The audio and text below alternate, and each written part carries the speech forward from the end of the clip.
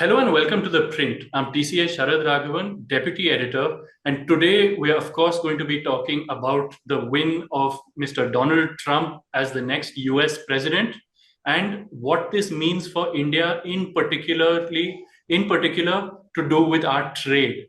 Now, the thing is that Mr. Donald Trump has been very vocal on trade issues, and he's even particularly spoken about India. And so there's a lot to discuss, and we have with you an illustrious panel. To start off, we have Mr. Ajay Srivastava, who is a former Director General of Foreign Trade for the Government of India. We have Mr. Ajay Sahai, who is the Director General and CEO of the Federation of Indian Export Organizations, and Mr. Pankaj Chadha, who is a Senior Vice Chairman of the Engineering Exports Promotion Council of India. So they're all really, really well versed with India's trade and its trade issues. So thank you all so much for joining us. So now, Mr. Srivastava, I'll start with you. Now, I was just going over the data. Basically, it shows that in the first 3 years of the Biden tenure, in the first 3 years of the Trump tenure, and we look at only 3 years because the fourth year was COVID, our average trade, total trade was about 83 billion. But during the first 3 years of the Biden tenure, this jumped to an average of about 122 billion. Obviously, there were some variations, but it was significantly higher. So now, was this because, and also during this time, our trade surplus under Biden also increased significantly. So now, was this because trade with the US grew significantly during this period, or was it because India's overall trade was growing, and within that India's trade with the US also grew? Or can we say that the Biden administration was easier on India when it came to trade? Thanks, Sharad, for calling me. So you are right in saying that India's exports, in fact, overall trade, goods and services, both with the US is increasing at slightly higher rate than India's trade with the rest of the world. And we can say post-COVID, 1 year immediately after the COVID, the things started to improve. And then our merchandise and services trade both increased at a very fast rate. And you can see if we want to look at the aggregated trade data, our textiles and garments have grown to $9 billion annually to US, medicine $7.5 billion, about $400 million worth of medicines are cancer medicines, very high-tech medicines. Then we have petroleum products of $7 billion, machinery $6 billion, steel of about $2.5 billion. So exports are diversified to US and they are growing. And to give credit to Mr. Biden, no new tariffs which were not earlier in place were imposed. I see. So I don't say much facilitation, but I say no new hurdles were created. And US is a growing market. They're a consumer paradise. They import not only from India, but from all over the world. They have a deficit with most of the world. And that's why our overall trade has increased. And overall trade has touched $190 billion. And India has a surplus also about $25-30 billion. So trade is growing and no hurdles so far. Thanks. I see. So now, Mr. Sahai, during the first tenure of Mr. Trump, there were quite a few pain points when it came to trade. He, of course, famously kept raising the issue of the tariffs we impose on Harley Davidsons. But during his tenure, he also imposed tariffs on the import of steel and aluminum, including from India. And then India also imposed retaliatory tariffs. So now, will we see a return of this kind of acrimonious trade relationship? Especially in September recently, he called India a big abuser of tariffs, and that also was widely publicized. So do you think that this acrimonious relationship will return? No, in fact, I think it's too early to comment that this kind of acrimonious relationship will return. But let us be very practical that Mr. Trump is basically a businessman. So we have to be ready for transactional relationship. It has to be a give and take relationship. If he is raising the duty or he's raising the issue of market taxes, if we want to have similar kind of facilitation in US, we have to have our basket ready to offer that. Because I don't think that anything with Mr. Trump will be possible unless he sees some interest of US. So situation has definitely changed. And secondly, Mr. Trump was worried when US was having a trade deficit of $25 billion with India. Though India, a small size economy, was maintaining at that point in time a trade deficit of $100 billion with China. Today, the trade deficit has gone to 50 billion. So I'm not sure how he's going to ask for market taxes. He has earlier raised the issue of Harley Davidson, and we reduced the duty from 100% to 50%. I Right. personally feel that if that is an issue and 12 out of 16 model of Harley Davidson are now being produced in India, there is no point in not reducing the duty further, because that will give us a kind of good side of the Mr. Trump also. But one thing is very clear, that with Mr. Trump, negotiation will be little difficult. Negotiation will proceed only if there is a quid pro quo for the US. I see. And Mr. Chadha, now, now is Trump likely to increase tariffs, say, only for India? Or is he likely to do a broad spectrum increase of tariffs, of which India will also be a part? Because he also recently talked about how he's going to try to impose a reciprocity. So, whatever tariffs another country imposes, he said that he will impose those same tariffs. So, if India is higher, then he'll impose higher tariffs on us.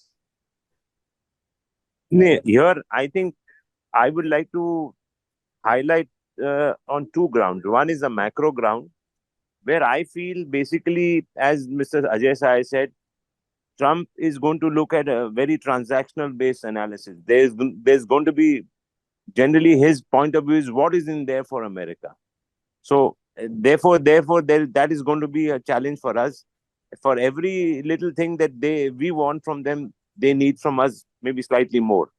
So that's why, and also the problem lies that now there is nothing like a multilateral trade, because Mr. Trump made sure that the appellate mechanism of the WTO didn't have a body, did not have the necessary members. So therefore, that is from the macro angle.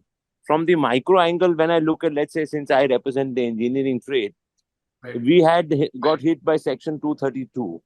But during the Biden administration, after Mr. Modi visited the White House, I think there was a lot of exclusions given to India. And as a result of which, our engineering export, the biggest market is still USA. And there was substantial export gain from us to USA because a lot of our items got exempted under 232. I'm worried whether that exemption would be withdrawn. And because Mr. Modi had a deal with Mr. Trump, with Mr. Biden, that we also withdrew the retaliatory duties like on walnut, on apples, on almonds and other things. So based on that, we got a substantial favorable duties for steel. Now, whether that will continue or not, big question mark. According to us, when we did a small work on it, we felt that we gained a lot more than they gained. So therefore, that's a point where Mr. Trump may say, listen, I'm not too favor of this continuing these exemptions because America didn't gain as much as what India gained. So that's a point that is worrying for as far as engineering is concerned. I see. I understand. And so, Mr. Srivastava, now we can assume from everything that Mr. Trump has been saying that he's going to continue to go hard on China. So now, does this mean that India is likely to see a lot more dumping from China because they will find it much harder to export to the US? And a second part to that question would be, should we be doing anything to protect ourselves from this possibility of dumping from China? Yeah. So Trump 1 was about taking tough stand against China. Trump 2 would be continuation of that stand in a harsher way, but Trump may like to include other countries also. He has spoken in the earlier part of this year about bilateral reciprocal tariffs, which means he is saying why US whiskey is paying 150% in India? Why not we charge the same amount? He doesn't understand that whatever tariffs India is charging, even if they are high or medium size, they all meet the WTO requirements. But Trump doesn't understand these things. And it's possible that we totally, WTO is not functional right now in the sense of nothing is going on at the negotiation front or the dispute settlement front. But Trump may open this bilateral thing. So Trump may like to move away from global consensus on, say, trade, climate change, health, he's anti-vacciner, to bilateral consensus. And that's where he may be, while continuing his actions against China, he may be focusing on other countries also, catching them on tariffs and other restrictive policies. And India may be one of those. Now, your question about actions on China impact on India, of course, we have seen that last month both US and European Union, they restricted import of semiconductors, electric vehicles, components, batteries, etc. from China. And they did one more thing. They not only restricted imports from China, they restricted imports of goods made by Chinese, made using Chinese investment in other countries also. Yes. That's gone too far. So what happens? China will have surplus capacity. Naturally, they would like to dump here and there. So Southeast Asian countries, India, they will all have to be very, very careful about this. So I say, of course, I agree with you that India has to be more careful because US and European Union, they were the largest markets of China. And since those markets are restricted in terms of access, India, of course, will be a natural big country for dumping.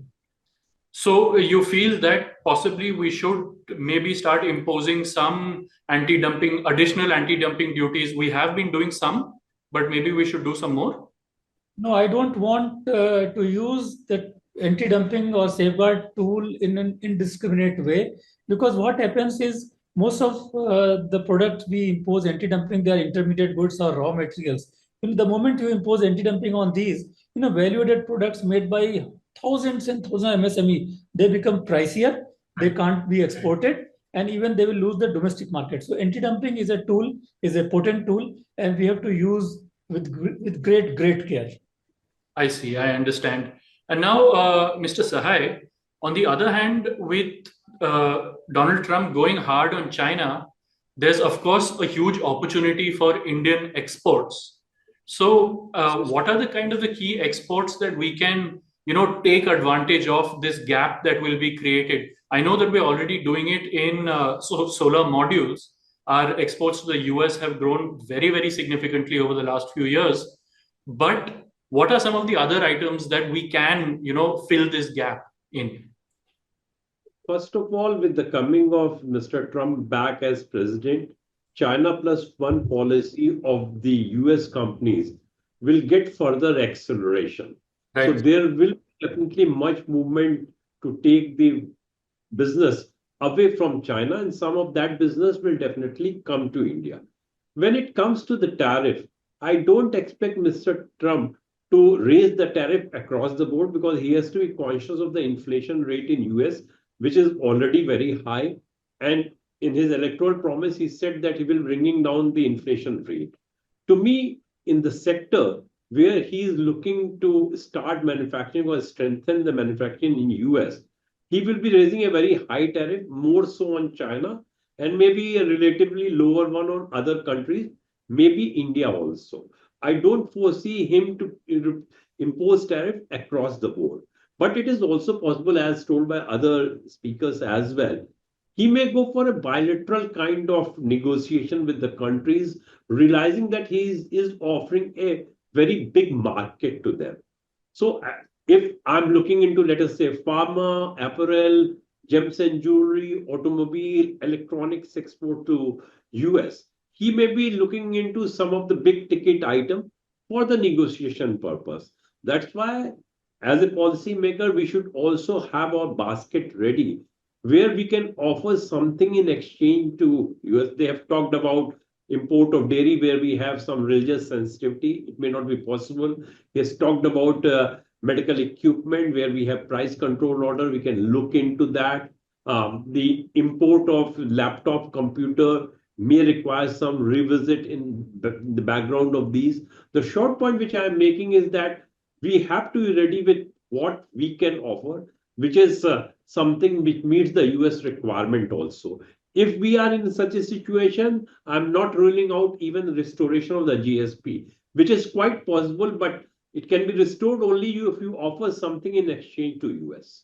Right, of course. And so, Mr. Chadha, then coming to the import front, is there a likelihood that India will go ahead and reduce its import duties on particular items that are, that the US is saying are pain points? On the one hand, it might mollify Trump, but on the other hand, it might open us up to a lot of imports from other countries, say like China or the Southeast Asian nations. So there is that balancing act. So what do you think is the best way forward? No. See, basically, as everybody is saying, and I also agree that we will have a bilateral talks with US. The US is not Trump is not used to doing unilateral agreements. I mean, as we have seen, the appellate body of WTO being sort of defunct because of the lack of members. So whatever will happen will be between India and USA on a bilateral basis. And when you look at India and USA on a bilateral basis, I think we have a lot more to gain than the US have to gain as far as this is concerned. I don't think there is so many items in US that India should be worried about. As far as I would not like to link the India-US trade with the India-China trade and with the other people. I don't think that's a fair way of looking at things. But as far as the India-US trade is concerned, like we reduced duties or we omitted duties on couple of items from India, like the apples, walnuts, other things. Such things we will have to keep giving to them. And I don't think, unless we get to a red flag item like dairy or something like pharma price control, it's no harm in us giving them what they want, as long as, because we have a lot more to gain from the export front and a lot less to lose from the import front. Like, I don't mind having Harley Davidson bikes getting down to zero. It doesn't make a difference. I don't think that there's that much of a market volume for that item as such. So the items that they are making are not going to hurt us that much. And I'm sure with our Prime Minister's basket of defense items to be bought, we can cater to the fact that the trade deficit can be reduced to a reasonable level by us buying, from a G to G, some of the big ticket items that we are always looking to buy for our defense needs. I don't think that should be a problem. Okay. And Mr. Srivastava, now in a recent rally, Mr. Trump also said that he would impose a 100% tariff on countries that trade in non-dollar currencies. Now, as India has been trying to increase trade in the rupee, is this push likely to slow down in light of this threat by Donald Trump? Will our rupee trade kind of slow down? So two things are there. One, there is a lot of talk about rupee trade, non-dollar trade, but on the ground situation is not so good.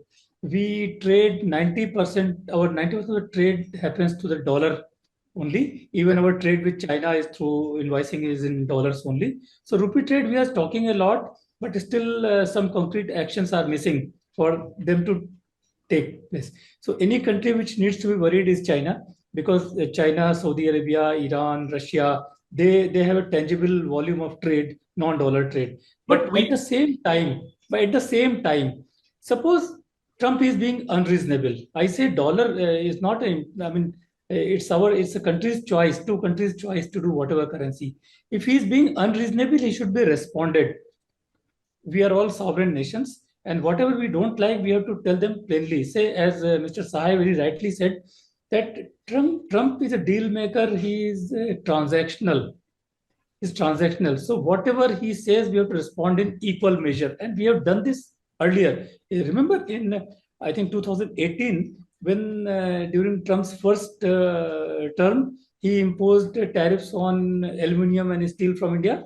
Yes. And what we did, I was in Ministry of Commerce at that point of time, and I remember we did a reverse calculation how much of suffering is there from for our products, steel and aluminum, and we calculated that precise amount, and we identified 39 products which are coming from US to India, and we jacked up the duties to the same precise amount. Right. So I say, if Trump is being unreasonable, we don't understand the logic, then we have to respond as equal country. We are fifth largest economy, going to be third largest. We have to always act as equal partner. No pressure tactics. I understand. And so now this is a question that I wanted to ask all three of you as a way of concluding this conversation. So overall, on a trade front, do you feel that Donald Trump winning is more positive or more negative outcome for India, purely from the trade perspective? Mr. Sahai, I'll start with you. No, in fact, overall, it will be positive for India because now the global trade is moving in different direction where we are talking about friend-shoring, near-shoring, strategic consideration to drive the trade, which I'm pretty sure will happen. It will further cement during Mr. Trump regime. But at the same time, we are expecting much more uncertainty in global trade, which is not something exclusive to India, that applies to all other countries. One point which I would like to make, that when I'm looking into give and take, it is not that you will be exchanging trade goods for goods. It may be whatever losses US is having, you are providing them the similar comfort in defense deal, or you are looking into aviation deal to compensate. The short point which I'm making is that you have to take US interest into consideration, because unless you are taking that interest into consideration, some kind of give and take may not proceed further. I understand. And Mr. Srivastava? Okay, so I will respond issue-wise. So merchandise trade, tariff is the key issue. Trump remains unpredictable. We don't know what he's going to say. We may be under duress. In services, he last few months back, he talked about outsourcing is taking US jobs, and he's anti-immigration. So our 80% of the software export earnings come from US. So any such restrictions coming, we don't know whether they are coming, but he spoke about it. The services exports will be under pressure. Digital trade, this Google and others, they are pressing the American government to request India or pressurize India to agree for open data flow. We have not agreed so far. So Trump may increase pressure on us. Make in India may be positive because America, while implementing their Make in America policies through Inflation Reduction Act, is violating a lot of WTO norms. That means it's a signal to other countries to do whatever. So we should rest this time to strengthen Make in India and throw away all these minimum value addition requirements, and we should strengthen it more. Then on climate change, he is possibly going to walk out of the UNFCCC, and we can review our environmental goals also. On IPEF, he may force India to join the trade pillar. We have not joined so far. So these are my few thoughts about specific issues. I understand. And Mr. Chadha? I think basically, being a businessman, I think I would be optimistic that we would get to gain more out of Mr. Trump being there than Mr. Biden being there. I generally am optimistic that dealing with a businessman is far more better than dealing with a non-businessman, especially when your trade is a major issue for us. It's too early to say. Mr. Trump also is unpredictable. So being unpredictable can have its challenges. Sometimes you may face the raw end of the stick also. The other point is that I'm optimistic that he's going to be very hard on China, so he has to be easy on India. He can't be hard on everybody in the world. We are the next to the China. Right. So I would say, let's wait and watch. Let's be careful. Let's evaluate. But in the long run, I think it would be better for us. I understand. But on that note, thank you all so much for joining. This was very, very insightful, very enlightening. Thank you. Thanks, Sharad. Thank you very much. Thank you, sir. Thank you very much. Thank you. Okay.